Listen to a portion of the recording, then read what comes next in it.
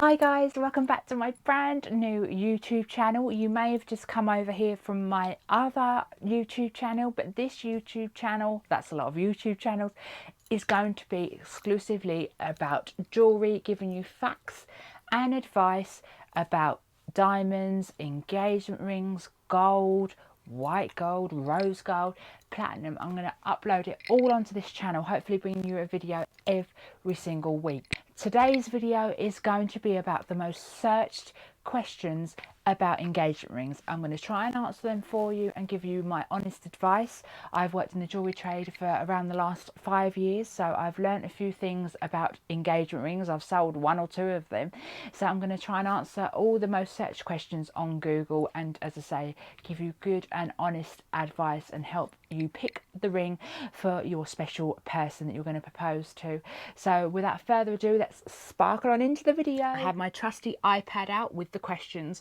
So the first most searched question on Google about engagement rings is, how much should I spend on an engagement ring? Now this is a really hard question, and anybody thinking to buy an engagement ring it's quite a daunting topic, because they're not the most cheapest items to purchase in the world. They're very expensive depending on sort of what materials you have and if they're diamond or anything.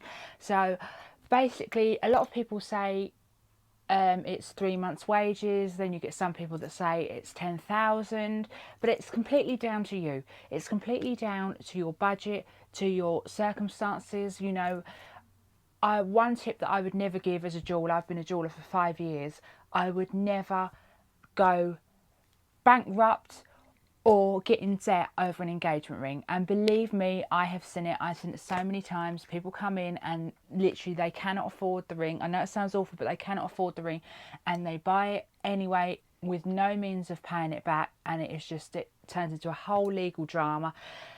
So I mean, that is a really hard question. So I would sort of look at your bank balance to see what you've got. Maybe I'd save for a good year before, put a little bit of money aside in your bank just to sort of save up for the ring, because it's not the cheapest thing that you've ever bought in the world. I mean, most sort of shops and jewelry quarters do IFC, interest-free credit, so you can split it like some places do. You pay a 10% deposit and then you pay it back monthly, which is a fantastic option, because obviously you can get sort of more for you can buy a more expensive ring and then you haven't got to pay it back any quicker. And it's like a lot of the high-end jewelry stores that you'll see on the high street, they do interest-free credit options. So you pay the 10% deposit and then the monthly repayments come out of your bank every month. And then with a lot of them, you can actually phone them up and say, oh, this month I'm paying £36, I want to pay like double that, or sort of thing. And most of them, not all of them, but most of them don't penalise you for it. One thing that you've got to think of when buying an engagement ring is they are not going to be cheap. You're talking about fine jewellery. If you go for a diamond, diamonds are very expensive. They are, they're just, the prices seem to go up and up. You've got to think about the material that's going to be on the ring, whether it's going to be white gold, platinum, yellow gold, rose gold. Obviously there's sterling silver, but personally, I think if you're having sort of a diamond, I don't think that should be set in sterling silver. You may call me old-fashioned, but that's just that. So yeah, so obviously all these materials added together they're expensive. So the top tip is spend what you can afford. If you're thinking, oh, that's that's going to really muck me up for the rest of the month if I'm spending all that, don't do it. Spend what you can afford.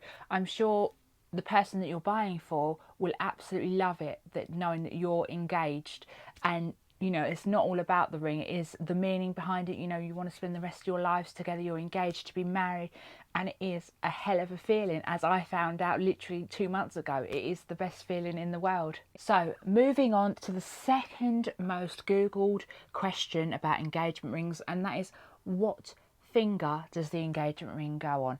So the engagement ring goes on this finger.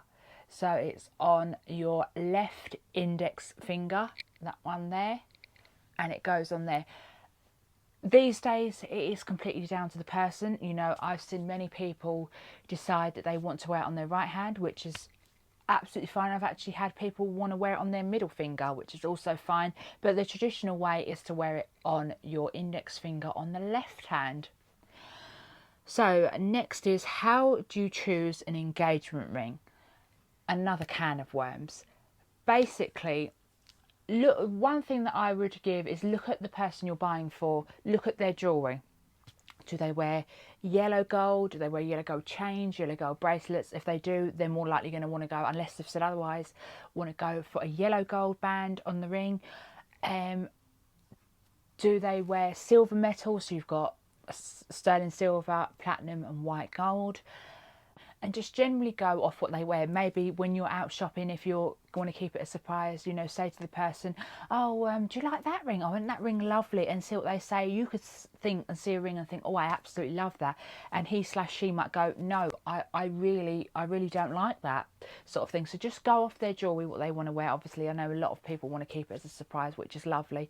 But just go off the jewellery, what they wear, and see what colours, and see what they like when you go shopping and everything, and then go from that. And obviously, if you go into any jeweller, the assistants there will be able to help you. So just ask them, sort of, if you're buying for a lady, just say to a lady, you know, what one would you like, get their opinion. And they're all, you know, most people in jewellers are happy to help. The next most searched question is do men have engagement rings? Now, when I first started off in the jewellery trade nearly 5 years ago, I would say no, they didn't have engagement rings. But now it's becoming so popular for sort of women to come in the shop, and especially with 2020 being a leap year, to propose to their man. And it's sort of what I've seen a hell of a lot of as well, is like the man has proposed to their girlfriend and the man is actually feeling left out. Yes, left out. So the women come in and actually buy an engagement ring for them. I know it sounds absolutely mad, but we're seeing so much more of that. So many women are coming into the shop and buying their man an engagement ring. And it's like, so yeah, men can have engagement rings. As I said, you know, a friend of mine, last year, she proposed to him, and it was lovely. It was just like a man proposing to a lady. You know, whether some people may think of it, they may not like it, that a woman is proposing to a man. And obviously you've got these days, you know, it's absolutely fantastic that men, you know, get engaged to men and women get engaged to women. So yeah, men can have engagement rings. So on to the next question. Do engagement rings have to be diamond? No, they don't have to be diamond. They could be anything. I mean, you've got rubies, you've got emeralds, you've got sapphires, you've got peridot, you've got so many different. And if your budget is not big enough to stretch to a diamond, then you can have a cubic zirconia. Moissanite is on the grow at the moment, literally. So basically, moissanite is a lab-grown diamond, so it's grown in a lab. And yeah, so it will test as a diamond. I mean, I've seen a moissanite ring, and to be fair, it's very hard to when you hold it next to a diamond, it's very hard to see any difference. But yeah, so they don't need to be diamond. Other gemstones are fantastic. They're hard wearing like diamond. Obviously diamond is the most hard wearing, but you know, the only thing that I wouldn't, it's completely personal preference, but I wouldn't suggest you have an opal for an engagement ring if this is going to be a ring that you wear all day every day, and you're going to want to sort of wear it in the shower, in the bath, because most opals, if they get wet, they do go a funny colour, and you obviously don't want that. So the next most searched question is, how big should the stone be? So whether it's a diamond or a gemstone, buy what you can afford. Don't, as I said just now, don't go out getting yourself in debt over a ring. You know, buy what you can afford. So whether that's sort of a nice 20-point diamond, or whether it's like a 5-carat diamond, just buy what you can afford, and never stretch your budget too far. Sort of, it does seem to be in at the moment that everybody wants these whacking great big diamond rings, but if you want that, then that's fine. Maybe go down, and you don't have the budget for it, go down the lab created diamond route, or go down sort of the route of the white sapphire. White sapphire looks like a diamond. And yeah, so don't just stick to diamond, because there's plenty of other fantastic gemstones out there that look stunning as an engagement ring, and then, you know, overlooked sometimes gemstones are, and I think that they're absolutely amazing. So I would look down the route of diamond and gemstones to see what would be the best engagement ring. So the next question is what's the difference between an ethnical diamond and an artificial diamond? So an ethnical diamond is a diamond that has been sourced without exploitation of the worker. So it's been found in safe working conditions.